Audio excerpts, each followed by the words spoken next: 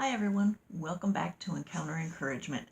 I'm Carolyn, and tonight we're going to be talking about something that every one of us struggles with at one point or another. You guessed it, it's fear. Every step we take is an opportunity to succeed or to fail. And believe it or not, those are the two biggest things that we fear: failure and success. I understand why we would fear failure. It's embarrassing. It makes us feel stupid. We feel judged. We feel stuck where we're at. But we have to ask ourselves, who are we disappointing? When we feel embarrassed by a failure, are we disappointing our boss, our coworkers, our parents, our children, our family, our friends? Or is it really that we're embarrassed for ourselves? That's where a lot of fear comes from. We fear being embarrassed or feeling stupid for ourselves. Not necessarily for somebody else, but definitely it could be. But we also fear success. And a lot of you would say, well, why? Why would somebody fear success? Success is what we all want. It's what society expects of us. They expect us to succeed and move up and move on. But by being successful, it's possible that we can make somebody else look bad. In terms of succeeding, potentially somebody else fails. And it's never a nice feeling to let somebody else down or to hurt somebody else by your success. We might intimidate someone, and therefore we would feel fear of success because, let's take an example of you are a coworker and you both have an opportunity, you and your coworker, to move up. You are selected to be the boss. Now you are potentially intimidating your coworker, and that puts a very heavy burden on you. And that could make it for fear of success. You know what the consequences are if you succeed. You also may fear success because you just like where you're at. And so you want everything to stay the same, the way it is right now. We fear change, and change can be success. It can also be failure. But what we really need to remember is that fear is a liar. It's a liar. It holds us back. It intimidates us. It makes us believe that we can't or that we shouldn't do whatever it is that we are purposed in our heart to do. Fear can stop you in your tracks. I remember one time as a kid, late at night, I'm sleeping, and I woke up in the middle of the night with a noise. And I'm laying in my bed. My sister is in her bed, in the same room.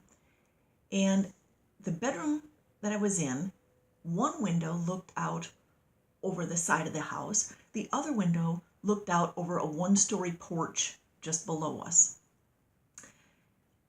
I swear the sound that I heard was of a ladder coming up to the side of the house, to the edge of the porch, and I swore I heard voices, and I knew somebody was gonna be breaking into the house through my bedroom window, and I was absolutely panic-stricken, fearful, frozen, paralyzed. I couldn't move. The only thing that moved on me was my brain, my ears, and my eyes.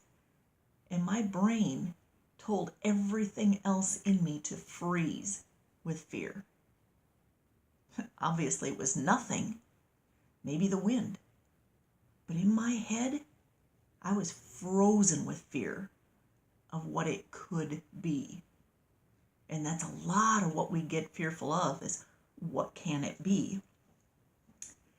Well, fear keeps us from believing the truth as well. And it tells us that we can't. It cripples us, paralyzes us. But the question I have is, what do we do about it? 2 Timothy 1:7 says, "For God has not given us the spirit of fear, but of power and of love and of a sound mind." Therefore, we have something better and bigger than fear. To overcome fear, we need to know what we are, the tools that we have, and most importantly, whose we are. We have the power. That means that we can succeed and we can overcome fear. Because again, it's a liar. It tells us that we can't, when really we can. All we have to do is remember that we have the power. We also have love, and love conquers all. So if we do something in love, what do we have to fear? Love conquers all. We've been given the power of love. And we have a sound mind. We are aware of the traps and the lies that fear has put in us. Whether it's fear of success, fear of failure, anything that we fear, we know that it's a lie. Therefore, our sound mind can find a way around those lies or through those lies so that we can demolish those lies. And the last thing is, we need to know whose we are. If we are God's, and I am a child of the King, we can all remember what he told Isaac in Genesis 26:24. "Do not fear, for I am with you." That's something that I hold on to when I fear. I hold on to the fact that I know I'm not alone. I am his, and I don't have to fear because I'm not alone. And for those of you who don't believe that you are his, find a friend. Talk it out. Figure out what the fear is and what's holding you back. Whether it's a fear of that success or a fear of failure, talk it out with a friend. You don't have to be alone.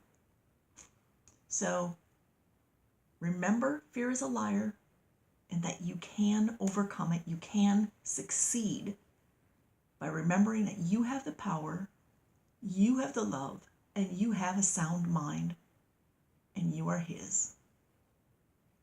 So I hope this helped somebody today. I know that for me, I've had a fear of this channel, of doing this channel for a long time. My friend Dawn, shout out to Money Mom at Sensible Living with Money Mom. She encouraged me to do this channel a long time ago. I was going to start over a year ago, and I didn't because I both feared success and failure. Eventually, I realized some of the things that I've spoken to you tonight. I am his. I have a sound mind. I have the power. I have the love. And I am here. You can do it too. You can overcome fear.